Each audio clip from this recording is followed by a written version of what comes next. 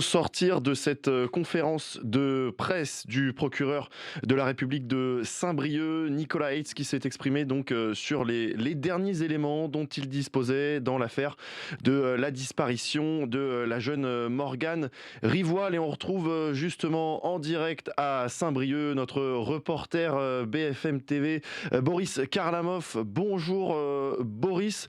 Alors que retenir déjà tout d'abord de cette conférence de presse du procureur de la République? Ah oui, une semaine après la disparition de la jeune Morgane, âgée de 13 ans, ici dans le département des Côtes-d'Armor, eh bien, toujours aucun signe de vie de cette adolescente. Et le procureur de Saint-Brieuc qui a donc donné il y a quelques minutes une conférence de presse, il a tout d'abord précisé qu'à ce stade, toutes les pistes sont envisagées dans cette enquête. Il y aura par ailleurs ce soir l'ouverture d'une information judiciaire pour recherche des causes de la disparition. Le procureur de la République, Nicolas Heitz, qui a donné un peu plus de détails concernant le déroulé des faits. Lundi dernier, Morgane quitte son domicile dans les Côtes-d'Armor à 7h14. Elle prévient ses parents qu'elle part de la maison. Elle devait prendre alors le bus de 7h20 qui devait l'amener à son collège situé à 5 km plus loin sur la commune de Grasse. Oui, mais voilà, eh bien, le chauffeur de l'autocar a attendu Morgane et il ne l'a jamais vue arriver. Voilà ce qu'il a pu confier aux enquêteurs. Morgane qui est partie avec un sac à dos de couleur rose.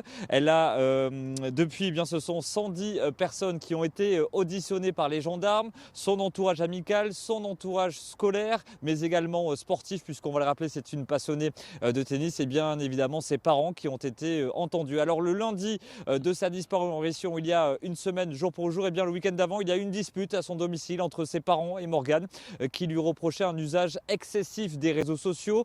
Son père a alors cassé son téléphone portable et il a pris la carte SIM de sa fille pour l'intégrer dans son téléphone portable. Morgane n'a plus donné depuis signe de vie. Il y a eu un important dispositif de recherche depuis l'alerte de sa disparition en fin de matinée lundi dernier, avec notamment la présence de 2 équipes cynophiles, un chien Saint-Hubert. Aujourd'hui encore, ce sont pas moins de 70 gendarmes qui sont sur le terrain pour mener toutes ces investigations, différentes investigations. Tout d'abord, la recherche opérationnelle sur le terrain, de nombreux points d'eau qui ont été sondés. Puis il y a eu le porte-à-porte dans les environs du domicile de Morgane pour savoir, eh bien, s'il y avait des personnes qui auraient pu, les jours suivant sa disparition, la croiser. Donc un important dispositif de recherche mené notamment par la brigade de recherche de Guingamp avec l'aide de la section de recherche de Rennes. Ce que l'on a appris aujourd'hui, eh bien, c'est qu'un papier froissé a été retrouvé dans la corbeille de Morgane où il était inscrit « Papa, maman, je suis désolé, mais je pars ». Il y a également des investigations sur les réseaux sociaux. Morgane, elle était en contact avec plusieurs personnes, parfois bien plus âgées que elle. Et puis on a appris qu'il y a eu une garde à vue, une interpellation qui a été menée dans le département de la Drôme, celle d'un homme avec qui elle était en contact sur les réseaux sociaux. Et les enquêteurs, ils se sont aperçus que chez cet homme, il y avait des images pédopornographiques qui avaient été retrouvées dans ses supports numériques. Donc à ce stade, je le disais, toutes les pistes sont envisagées. Ouverture ce soir d'une information judiciaire des recherches de la cause de la disparition. Une semaine donc après la disparition de Morgane. C'est un important dispositif de recherche qui est toujours en place ici dans les départements des Côtes-d'Armor. Merci Boris Karlamov. Vous l'avez dit, il y a cette information judiciaire qui va être ouverte ce soir. Concrètement, quelle va être la suite dans ce dossier?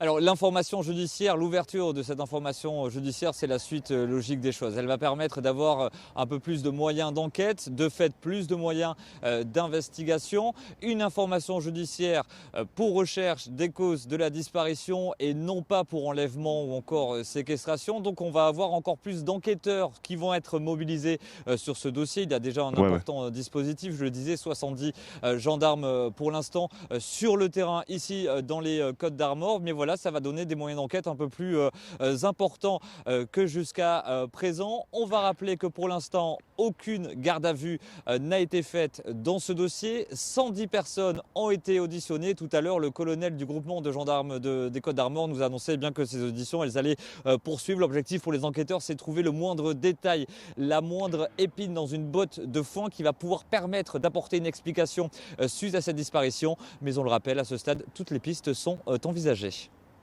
Merci Boris Karlamov, qui est donc l'envoyé spécial BFM TV à Saint-Brieuc concernant la disparition de Morgane, un dossier donc très énigmatique encore à l'heure actuelle et dont on poursuivra les prochains déroulements sur BFM2, sur BFM TV et puis bien sûr sur bfmtv.com.